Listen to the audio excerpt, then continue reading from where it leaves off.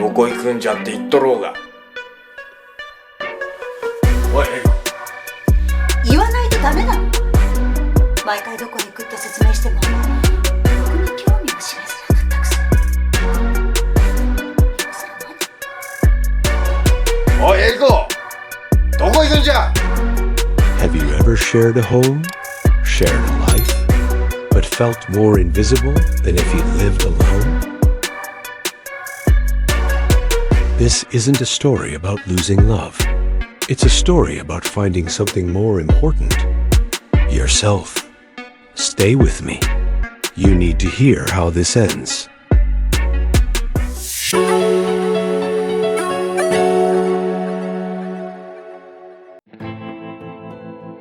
Have you ever woken up one morning and suddenly realized the person lying next to you has been drifting further and further away for years, but you were too tired to notice?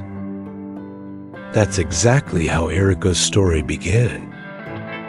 For years, she lived as a wife, not a bad wife, not a dramatic wife, just a quiet one. Like so many women, she poured herself into keeping the peace, holding her marriage together with small smiles, tidy dinners, and words left unsaid.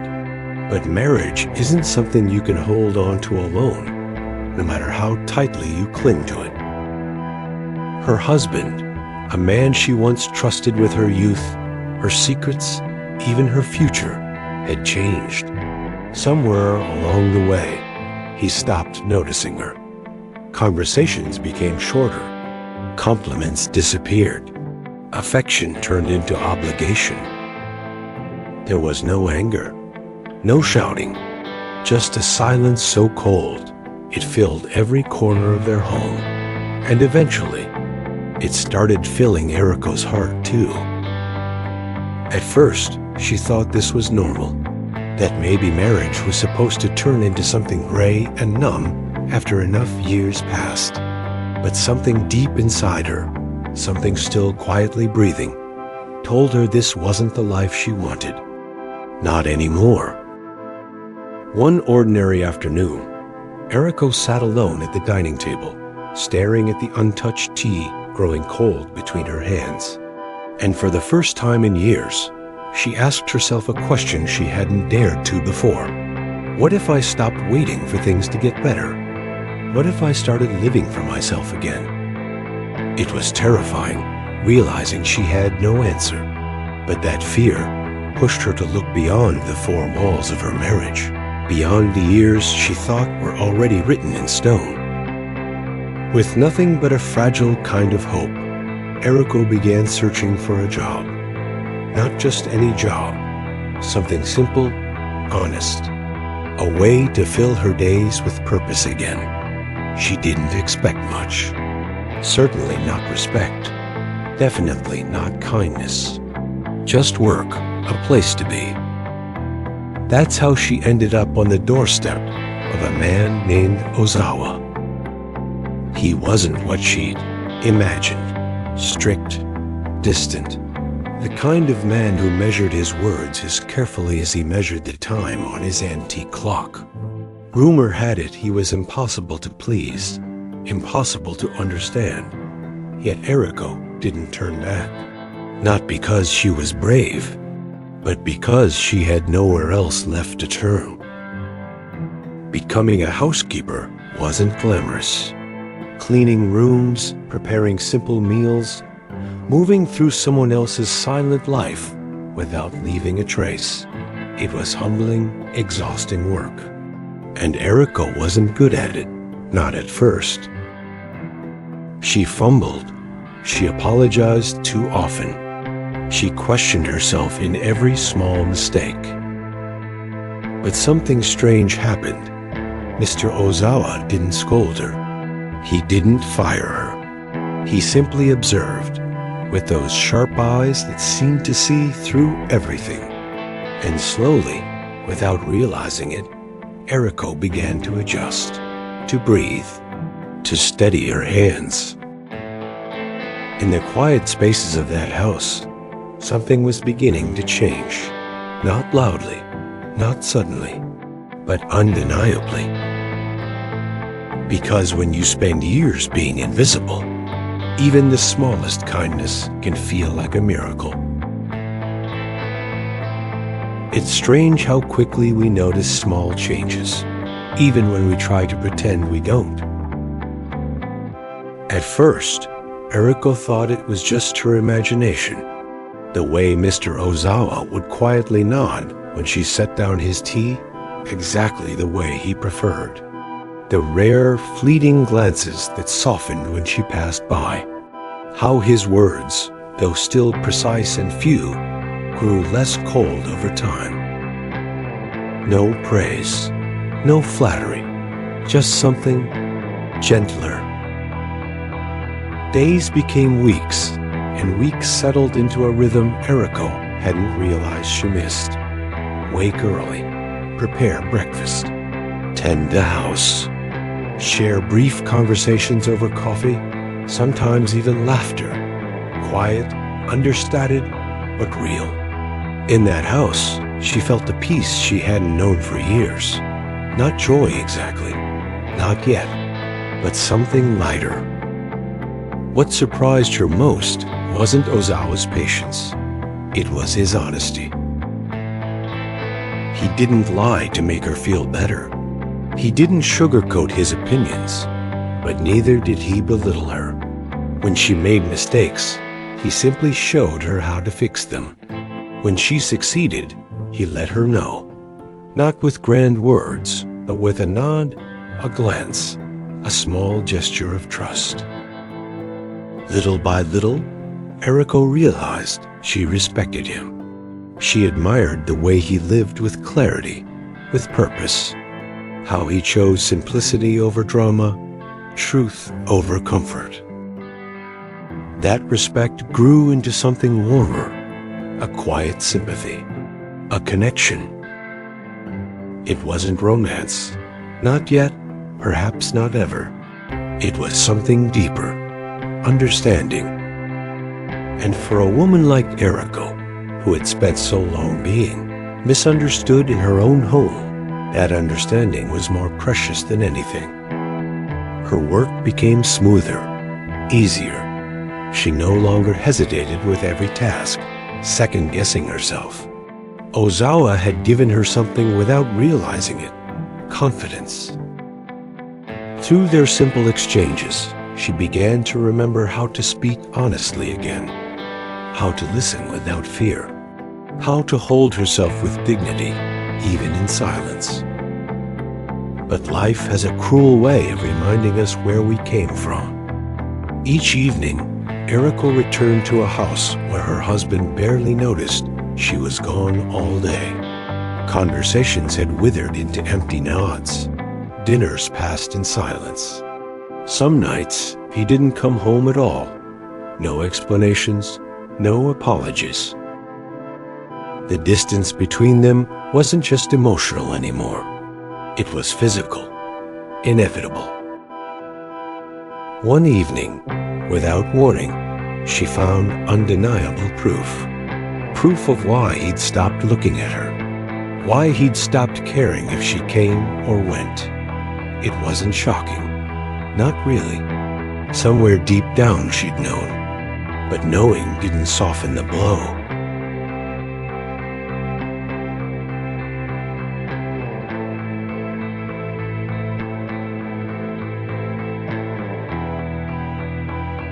That night, Eriko packed a small bag and walked out the door.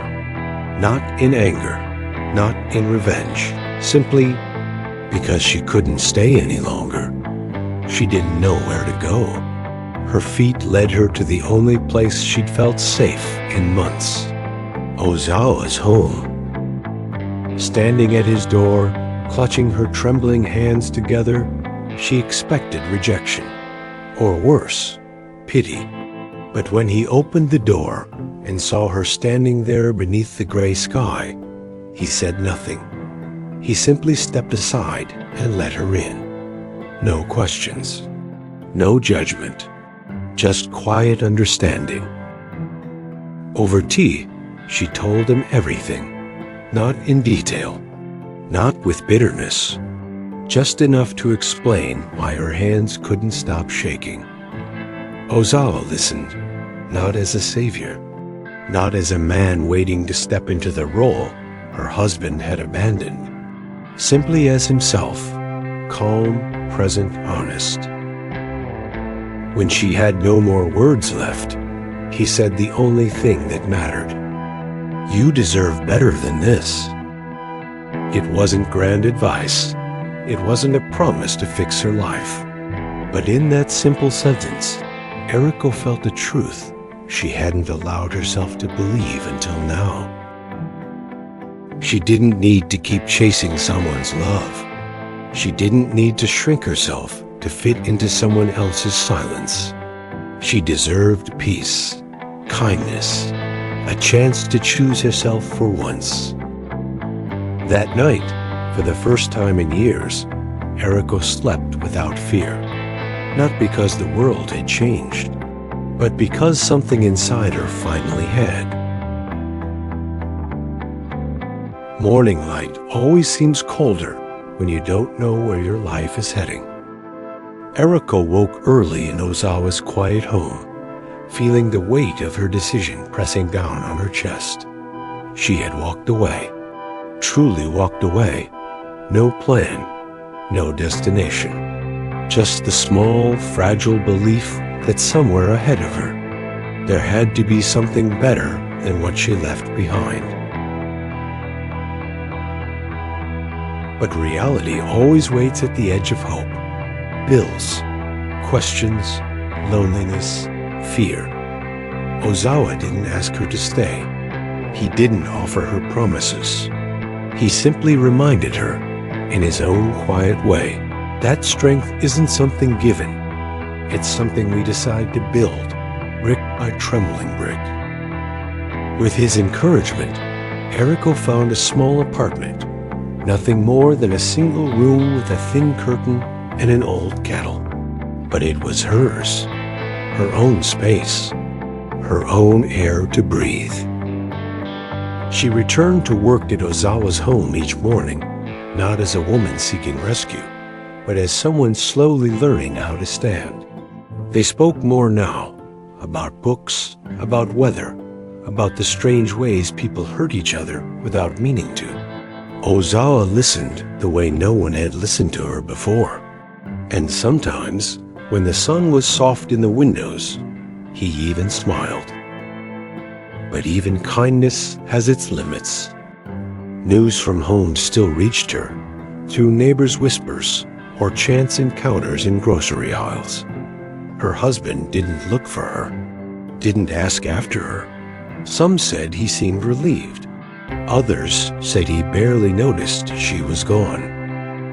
Eriko pretended not to care, but late at night, staring at the ceiling of her empty room, the ache returned, that quiet, relentless ache of wondering why she hadn't been enough.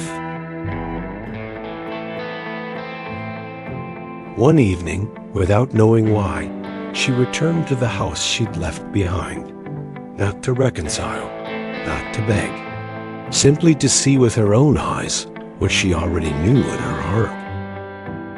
The lights were on, the door unlocked. Inside, her husband sat as he always had, staring at the television, half-finished beer on the table, the same indifference carved into his face. He looked at her like a stranger passing by. No anger, no surprise, not even curiosity. "Why are you here?" That was all he said. And in that moment, Eriko understood something she had refused to see for too long. It wasn't her fault. It had never been about her failures, her efforts, her hopes. The man in front of her had stopped seeing her long before she stopped standing in front of him. There was no warmth to salvage, no love to revive, only habits stretched thin across the years, waiting to break. She smiled then, not out of sadness, not even regret, A simple, quiet smile of understanding. "I won't come back again." She said it softly, kindly, as if to herself more than him. And then she left.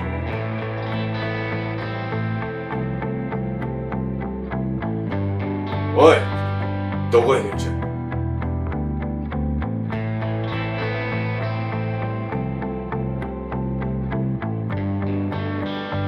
どこ行くんじゃって言っとろうが。おい、エリコ。言わないとダメなの？毎回どこへ行くって説明してもろくに興味も示さなかったくせに。今さら何？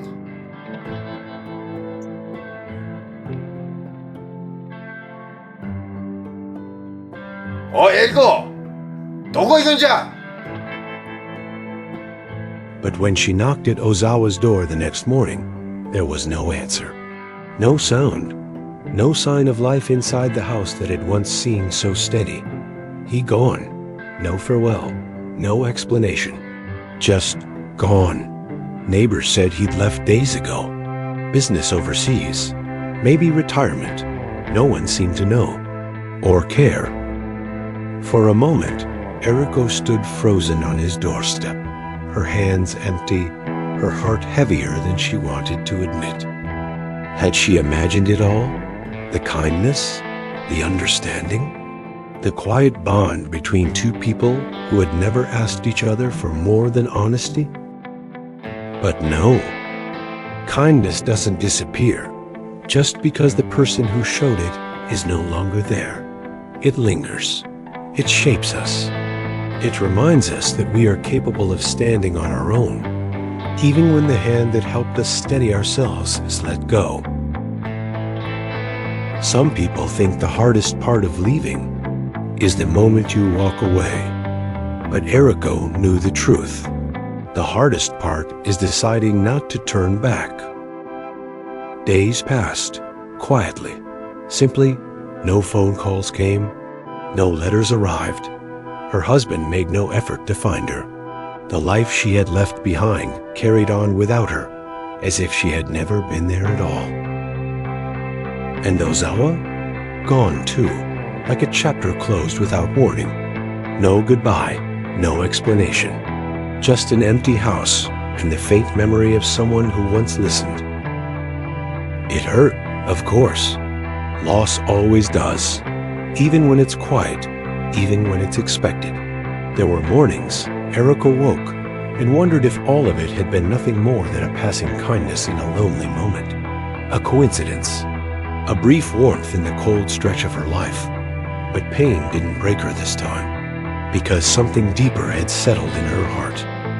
Strength. Not the kind people admire. Not the kind written in headlines or praised by strangers, but the quiet, enduring kind. The strength to wake up alone and still believe the day holds something worth living for. The strength to fold her own laundry, pay her own bills, walk her own streets with her head held just a little higher. She returned to simple routines, and slowly, life began to take shape again. Not the life she'd expected, not the life she thought she was promised, but a life of her own choosing. There were still lonely evenings, still moments when silence pressed a little too heavy on her chest. But she wasn't afraid of it anymore, because now it belonged to her. One rainy afternoon, she passed the house where Ozawa used to live. Empty windows stared back at her, a faint reflection of herself in the glass. Older, perhaps. Wiser, certainly. She smiled, a small, private smile. He hadn't saved her. He'd never intended to. But he had reminded her of something she'd forgotten. You are allowed to choose yourself, even if no one else does, even if no one notices, even if you have to walk the road alone. And maybe that's what kindness really is. Not a rescue, not a promise, but a quiet hand reaching out in the dark, showing you the way forward, so you can find the strength to take the next step alone. Eriko walked home without looking back. Not because she had found all the answers, not because her heart no longer ached, but because, for the first time in years, she knew where she was going, forward. And that was enough. Life doesn't always give us easy choices. Sometimes, people and relationships force us to accept one simple truth. Not everyone is meant to stay in our lives forever. But what matters most is learning how to keep moving forward, even if we have to walk alone. Because happiness doesn't always come from someone else. Sometimes, it's something we have to give ourselves. If you're going through a time like Eriko, feeling lost, lonely, or simply learning how to love yourself again,